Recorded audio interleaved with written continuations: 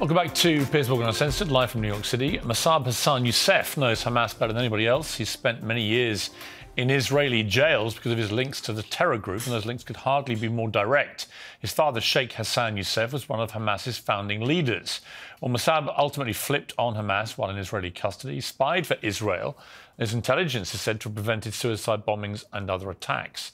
He's now an American citizen after claiming asylum and a converted Christian, but he's watching events in Gaza with barely concealed fury from his now undisclosed location. And he has a chilling warning for Palestinians in this interview we recorded earlier. And I'm joined now by Mosab Hassan Yousef. Mosab, great to see you. It's an extraordinary story, yours. You were the eldest son of a man who was one of the co-founders of Hamas. And indeed, for your early formative years, you worked alongside your father. So you got a great insight into Hamas. Tell me this from the start. What were the intended plans for Hamas when it was founded, when it started, when it developed? What was the plan? You know, since its establishment, Hamas has one goal in mind, which is annihilating the state of Israel. Like the best, let's say, compromise that they could do is having a truce for 15 years, a ceasefire for 15 years as maximum, you know, but with no guarantee how they will act after. It's absurd. It's not a secret that Hamas wants to destroy the state of Israel. They cannot accept Israel or accept Israel's right to exist. What was the point that you decided to get out of there, to flee this world, this environment you've been brought up in? You know, I have many reasons. Since I was a child, I asked my father many questions about Hamas delusions, about their brutality, about their abuse of power. And always he justified, you know, their position. Then I was imprisoned with Hamas. I spent about 27 months in Israeli prisons where Hamas was torturing their own members, our own people, within Israeli prisons. They killed actually and tortured hundreds of prisoners. And this is when I start asking myself the question, what if Hamas become the ruler at some point? What will they do to our people? And many years later, Hamas became the ruler of Gaza. And I wasn't surprised by their brutality. When you heard what happened on October the 7th, what was your feeling about that? Look, as I told you, I'm not surprised by Hamas brutality, but I was surprised by the scale of their attack. You know, not to this degree, wiping out entire communities, you know, messing with a nuclear power, the most powerful country in the region, a country with a trauma, great trauma from the past, with a memory of a Holocaust and all the Nazis did in the past century. They opened the gates of hell on the Palestinian people. This is how irresponsible this group people are. You know, that they are willing to actually sacrifice many Palestinian children, the entire Palestinian people, and use them as a fuel to just achieve their ideological agendas, their religious agendas. They are careless. They don't care for the human life. We have to separate between what's so-called Palestinian cause and Hamas cause. Hamas cause is a sick one. It's coming from the pit of hell, you know, and they need to be removed from power. This is my message. As an ex-Hamas member, as a son of one of Hamas founders, that enough of this. If we don't stop them now, the next war is going to be deadlier. And only God knows what will happen next if Hamas is not finished as soon as possible. Mosab, how many regular Palestinians, particularly in Gaza, do you think sympathize with Hamas or indeed fully support them? You know, once Hamas is removed from power, we're going to witness people celebrating in Gaza. I guarantee you that. The people of Gaza are oppressed for so long, and they had to endure siege, they had to endure violence, many wars, for the sake of Hamas' lust for power and for Hamas' political ambition. When this comes to an end, I promise you that the Palestinian people, first of all, will thank Israel for what they did. Second, the idea of annihilating the Jews and the state of Israel will be dropped forever. You know, because Hamas is you can say, the last experiment of adapting violence, trying to annihilate and destroy the state of Israel. This didn't work for Yasser Arafat. It took him 40 years to realize this. And Hamas has been trying for 35 years to destroy Israel.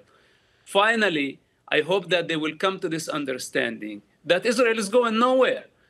If they insist on annihilating Israel, and of course, if Iran keeps on insisting on this goal, this means the destruction of the entire region.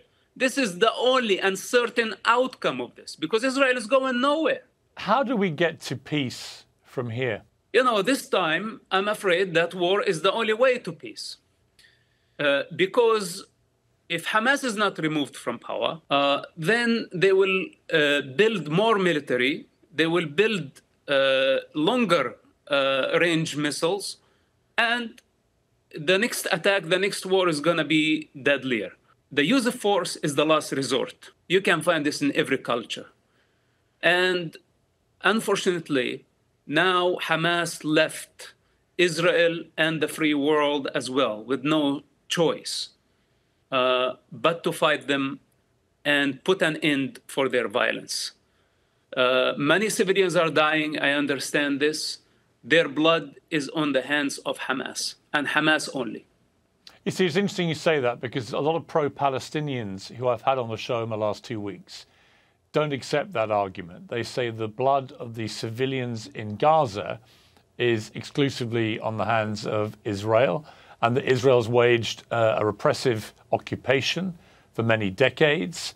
There's been a prison camp for Gazans for a long, long time, and that has created the environment through which a terror group like Hamas can thrive and indeed win an election, as they did in 2005.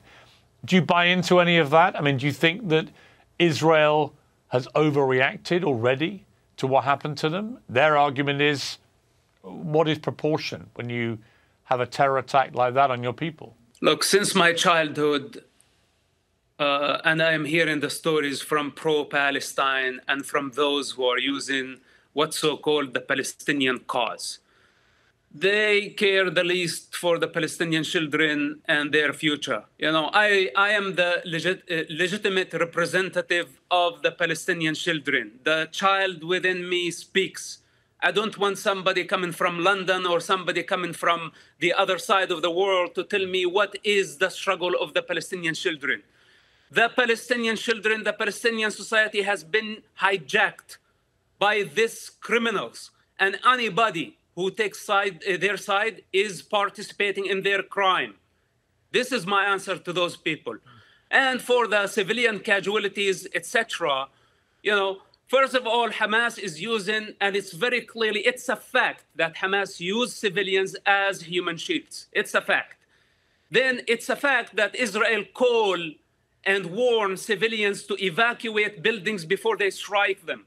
But in the meantime, Hamas put roadblocks to stop civilians from evacuating to safe zones. Hamas single misfire killed hundreds of refugees taking shelter at a hospital, and they blamed Israel. What are we talking about here? Israel is a democracy. Israel is accountable. Israel is not thirsty for the Palestinian blood. In the meantime, Israel is capable of wiping out Arab capitals in seconds. Why Israel does not attempt to abuse its power? But why, when the Arabs have just a little bit of power, couple of missiles, they misuse power by launching them at civilians and kill them in their living rooms? We have a fundamental problem, and we need to stop blaming Israel. We invited this upon our heads, and the rest of the world, if they don't know the reality on the ground, it's better that they shut up. Mosab, your passion and your anger is very palpable here, and certainly very different to most of the pro-Palestinian voices I've had. And I sense the Palestinian plight of its people is very much in your heart. Do you still have contact with any of your family? This is irrelevant right now. I don't have any contact with my family, and I don't care anymore. Enough bloodshed and enough involvement from people who don't care. They're just warriors on keyboard, and they're just storming world capitals saying free Palestine, free Palestine. They don't know what the hell Palestine is. I am Palestine. And I say it's enough of Hamas. It's enough of the corrupt leaderships that they are killing our people, misleading them to hell. Is enough of that. We don't want Palestinian state. I don't want Palestinian state. Palestinian children need education. They need security. They need life. This is what they need. They don't need another corrupt Arab regime. Is it possible to get rid of Hamas in the way that Israel is currently trying to do through airstrike bombardments and it is planned now an imminent ground invasion? Is that the best way to do it? Or is there a danger of radicalizing a lot more young Palestinians to the Hamas cause in the process? Listen to this. We are going to remove Hamas from power. Remember my words, okay? And Hamas did not only bring the wrath of Israel over Gaza. Hamas brought the wrath of God. We are going to remove them from power, and we are going to persecute their leaders, and we are going to bring them to justice. And the world will witness their punishment. And everyone who take their side today in this state of confusion, thinking that this is a joke, I tell those people that you are going to regret taking the side of Hamas. You are going to regret taking the side of those criminals who are killing the Palestinian people. Mosab, you were born in Ramallah. That's your home. Do you dream of going home one day? Is that something you still aspire to do? I prefer not to answer this question. I understand. Mosab, thank you very much indeed for joining me. It's extraordinary to hear your story, and it's a remarkable pitch that you make to the people of Palestine, and it's one that they will hear and will see their reaction. But I appreciate you joining me. Thank you very much. Thank you.